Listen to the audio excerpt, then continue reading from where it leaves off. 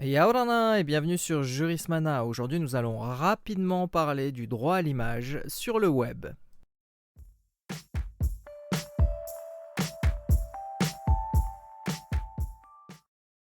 Toute photographie prise à l'insu d'une personne est diffusée et exploitée sans son consentement est de nature à caractériser une atteinte au droit à l'image et peut justifier une condamnation sur le fondement de l'article 9 du Code civil, que la personne soit célèbre ou non.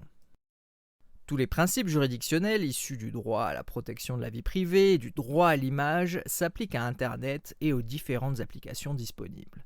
Il a ainsi été jugé que la diffusion sur un blog ou un réseau social d'un selfie représentant un homme politique en train de dormir portait atteinte à son droit à l'image.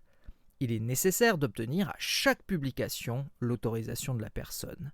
Ainsi, même si la photographie ou l'image est déjà présente sur le net, cela ne veut pas dire qu'il est possible de la reproduire sans l'accord de la personne concernée.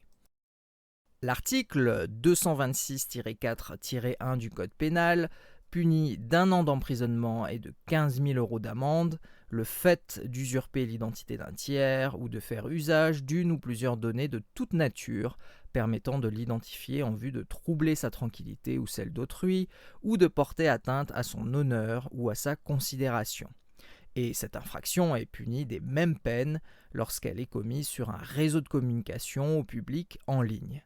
De ce fait, l'usurpation d'identité numérique est interdite.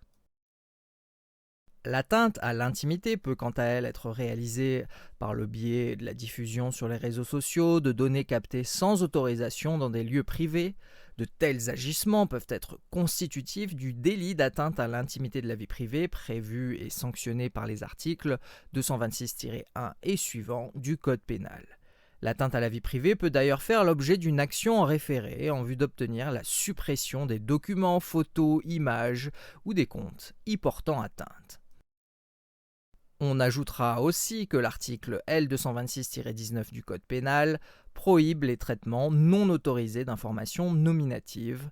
C'est un délit qui présente un intérêt évident s'agissant du web participatif au regard de ce que l'on sait sur la conservation et l'utilisation des données.